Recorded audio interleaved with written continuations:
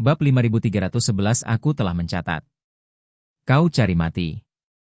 Qinlai mendengus dingin, menyerang dirinya sendiri. Angin telapak tangan alam abadi bumi tingkat 8, yang membawa aura pemusnahan, menghantam wajah Mo Chen. Guru, hati-hati. David, terkejut, mencoba melerai, tetapi terjerat oleh beberapa kultivator alam abadi bumi. Bang! Mo Chen bukan tandingan Qinlai. Ia terbanting ke belakang dan terpental, menghantam dinding dengan keras, darah mengucur dari mulutnya. Guru! Bajingan tua! David dan Humazi meraung serempak, mencoba menyelamatkannya, tetapi tertahan. Qinlai melangkah ke arah Mo Chen yang tersungkur, dengan senyum kejam di wajahnya. Mo Chen, sekte pedangmu dulu begitu agung, tapi kau berakhir seperti ini? Serahkan buku panduan rahasia sekte pedangmu, dan mungkin aku bisa memberimu kematian cepat. Impian. Mo Chen batuk seteguk darah, matanya dipenuhi tekad yang tak tergoyahkan. Mata Qinlai berkilat penuh niat membunuh, dan ia mengangkat kakinya untuk menginjak kepala Mo Chen. Di saat kritis ini, sebuah suara dingin terdengar. Tuan Qin, menindas yang lemah terlalu memalukan, bukan?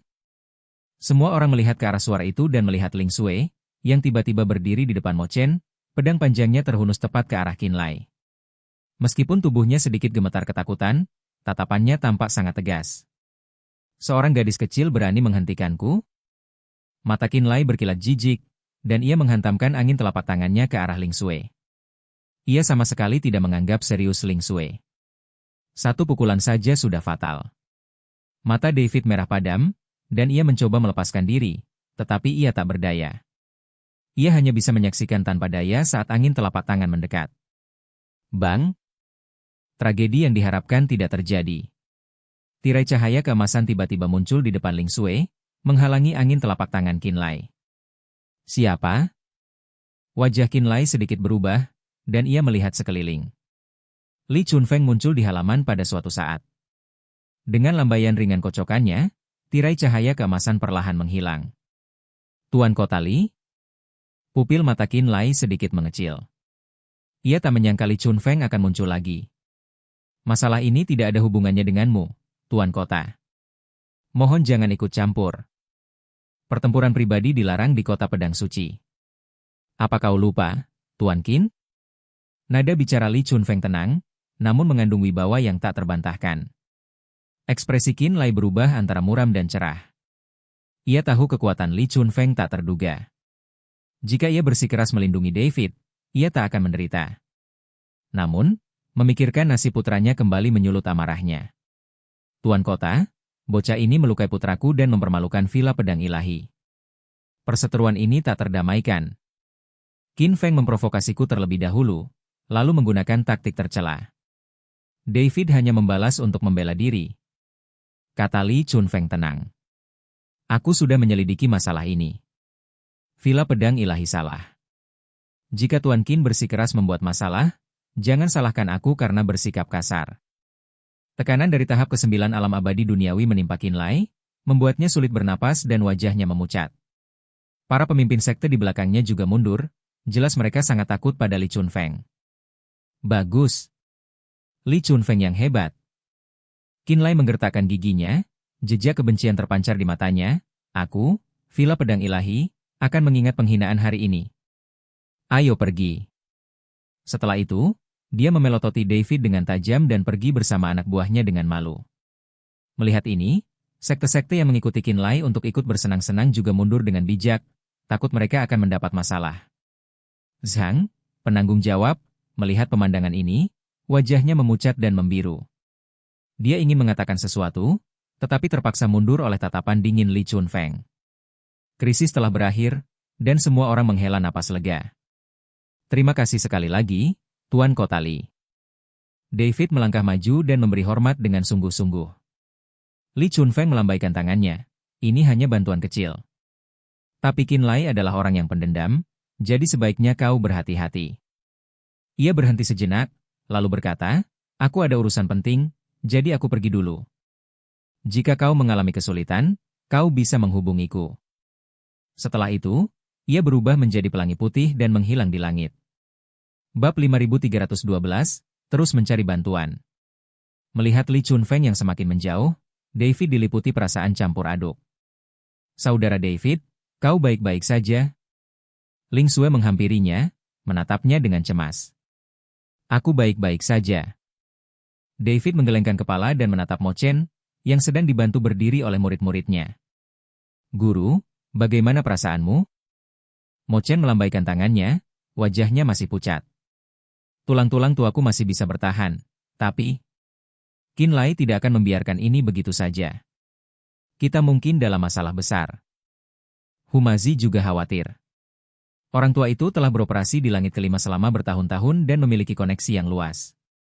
Jika dia benar-benar menyatukan sekte-sekte besar untuk melawan kita, bahkan dengan perlindungan Tuan Kota Li, kita mungkin tidak akan mampu menahannya. David tetap diam. Dia tahu ini hanyalah ketenangan sebelum badai. Balas dendam Qin Lai akan datang cepat atau lambat, dan dengan kekuatan yang bahkan lebih besar. Saat Qin Lai dan anak buahnya pergi, wajahnya begitu muram hingga meneteskan air.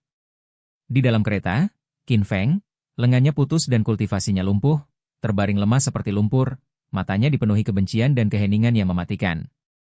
Ayah, aku akan membunuhnya. Aku akan mencabik-cabik David. Raungan Qin Feng serak dan tak menyenangkan, gumpalan darah di ujung yang patah pecah lagi karena kegembiraan. Qin Lai membanting dinding kereta, membuatnya melorot.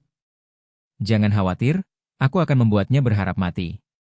Kilatan tajam melintas di matanya. Awalnya ia berpikir bahwa dengan bantuan Shang dan berbagai sekte, ia bisa mengamankan kemenangan, tetapi ia tidak menyangka Li Chunfeng akan begitu melindungi David. Tekanan seorang dewa bumi tingkat 9 bagaikan pedang yang menggantung di atas kepala. Selama Li Chunfeng tetap berada di kota pedang suci, ia tidak akan memiliki peluang untuk menang. David. Qin Lai menggertakkan giginya. Apa kau benar-benar berpikir kau bisa tenang bersembunyi di kota pedang suci? Qin Lai memutuskan untuk terus mencari bantuan. Villa pedang ilahi mereka adalah tempat penempaan pedang yang terkenal, dan dengan insentif apapun, ia yakin tak akan menemukan bantuan. Qin Lai juga tahu bahwa David punya masalah dengan kuil ilahi. Master Istana ke-6 pernah mencari David. Jadi, musuh dari musuhku adalah temanku. Qin Lai memutuskan untuk pergi ke surga ke-6 untuk menemukan Master Istana ke-6. 3 hari kemudian, sebuah kereta hitam sederhana keluar dari Villa Excalibur, melaju kencang ke arah barat laut.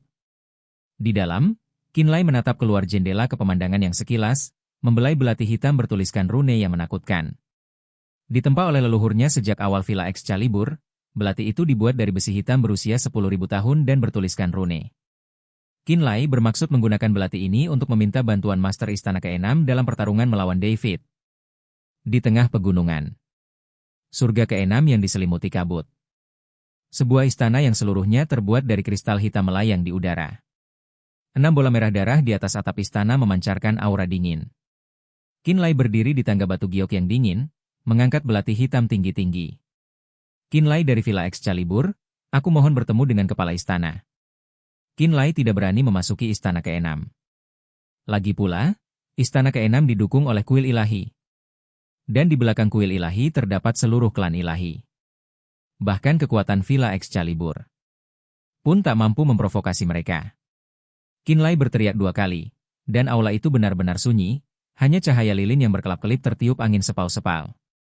Setengah batang dupa kemudian, sebuah suara serak seperti gesekan besi berkarat terdengar. Tuan Qin dari Villa Excalibur, apa yang kau lakukan di aula ke-6-ku? Qin Lai bergidik, keringat dingin mengucur di dahinya. Aku mempersembahkan pedang tertinggi Villa Excalibur kepadamu, dan hanya meminta kepala aula ke-6 untuk membunuh 1 orang. Oh, kata suara itu dengan nada geli. Siapa yang pantas menerima pengorbanan sebesar itu? David. Qin Lai berkata dengan tenang. Mendengar kata David, Master Aula ke-6 tiba-tiba berdiri.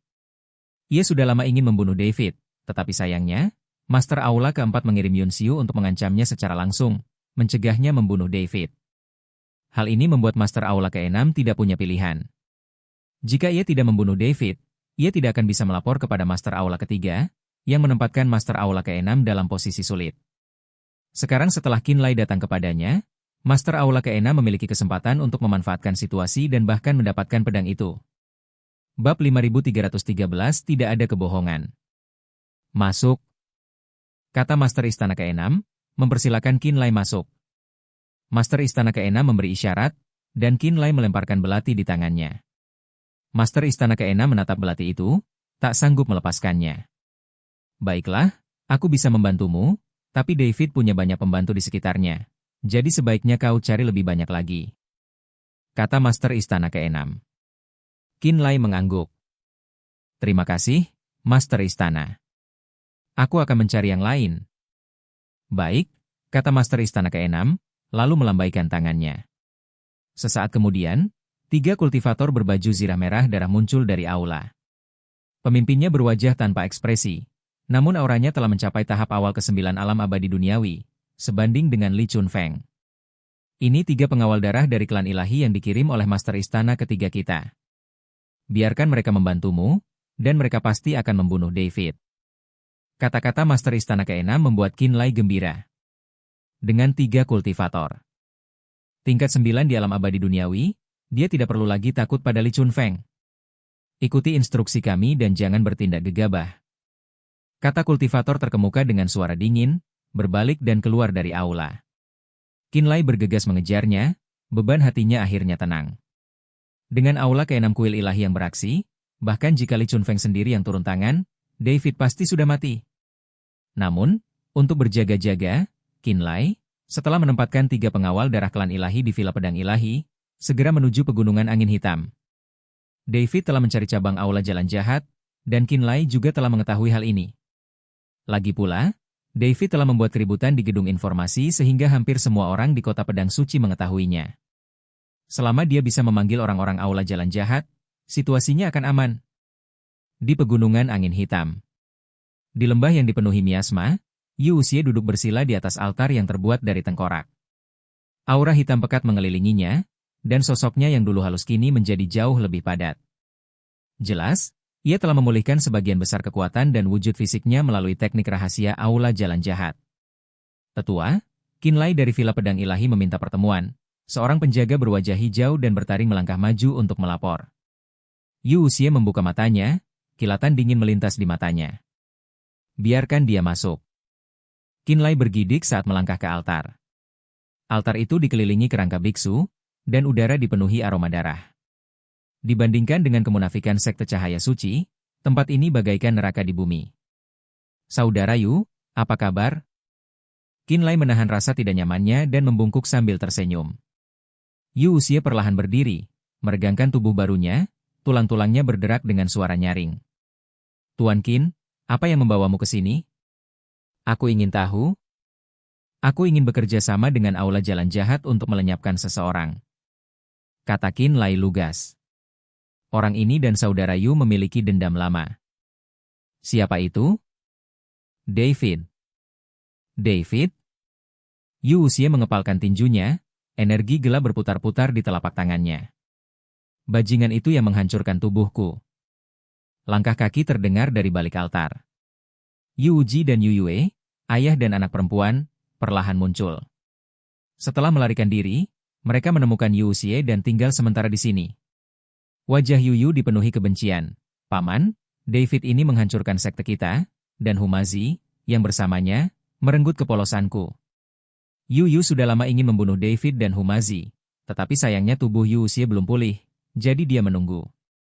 Yu Ji mengelus kepala putrinya dengan pedih hati, dan berkata kepada Yu Xie, "Kakak, kau harus membunuh David itu." Yu Xie mengangguk, menatap Qin Lai dan bertanya, "Bagaimana Tuan Qin ingin bekerja sama?" Aku sudah bertanya kepada para master dari 6 aula kuil.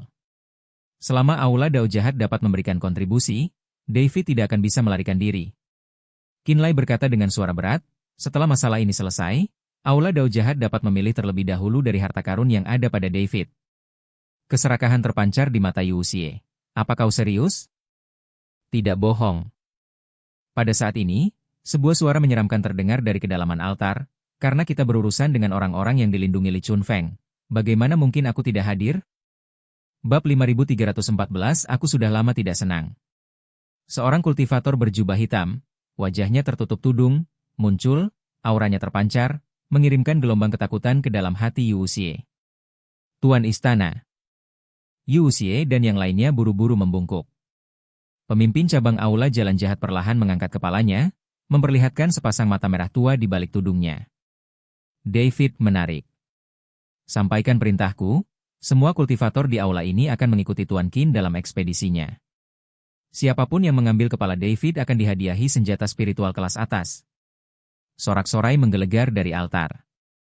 Bayangan gelap yang tak terhitung jumlahnya muncul dari seluruh penjuru lembah, padat seperti kawanan semut, menyebar menuju kota pedang suci. Suasana di kota pedang suci semakin tegang. Sejak kepergian Qinlai, faksi-faksi utama kota telah mengamatinya dari balik bayang-bayang, dan para kultivator tak dikenal sering terlihat berkeliaran di luar markas sekte pedang. David tahu ini hanyalah ketenangan sebelum badai.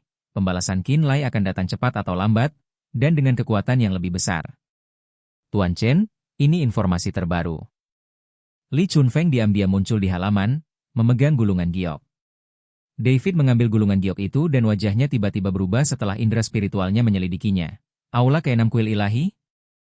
Aula cabang Aula Jalan Jahat? Qinlai benar-benar mengundang bintang-bintang jahat ini.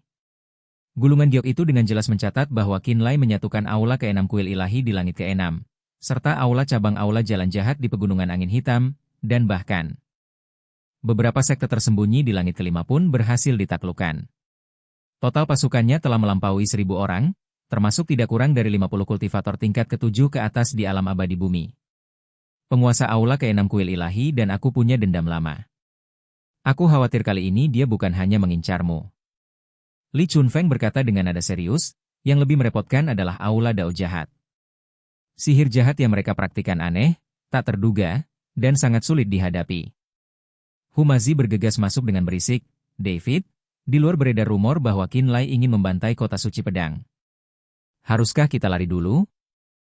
Lari? Kemana kita harus lari? Mo Chen berjalan keluar sambil memegang tongkat, wajahnya pucat tetapi matanya tegas, sekte pedang telah diwariskan selama ribuan tahun. Sekalipun kita bertarung sampai orang terakhir, kita tidak boleh mundur dalam pertempuran.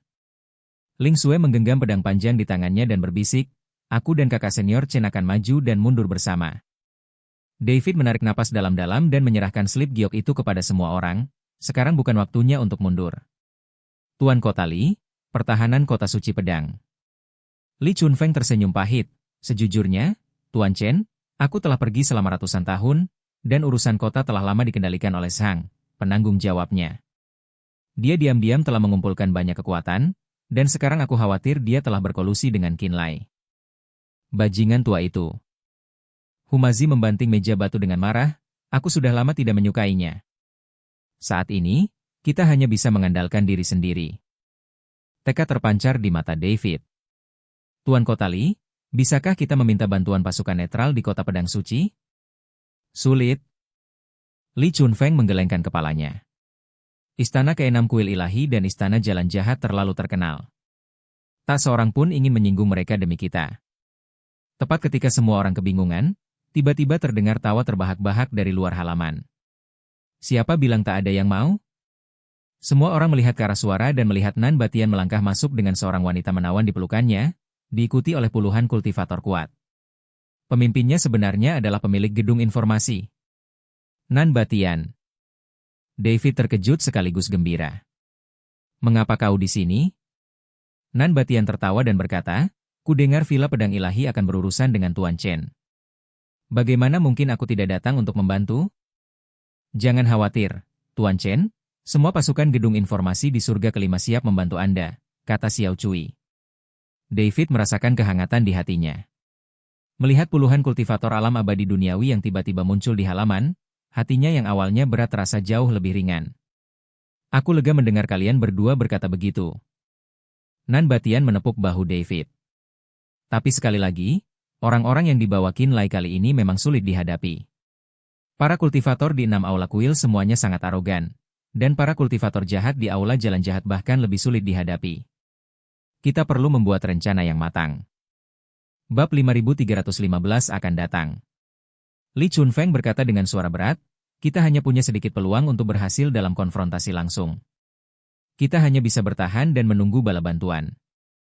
Aku sudah mengirim pesan ke beberapa teman lama di kota suci pedang, berharap mereka mau mempertimbangkan persahabatan kita di masa lalu dan membantu. David menggelengkan kepalanya, kita tidak bisa menunggu. Karena Qin Lai berani datang, dia pasti sudah membuat persiapan yang matang. Menunda hanya akan merugikan kita. Dia menatap kerumunan, secercah tekad di matanya, jika mereka datang besok, aku akan menemui Qin Lai. Tidak. Mo Chen buru-buru menghentikannya, Qin Lai adalah dewa bumi tingkat 8. Kau bukan tandingannya. Tuan, jangan khawatir. Aku punya caraku sendiri.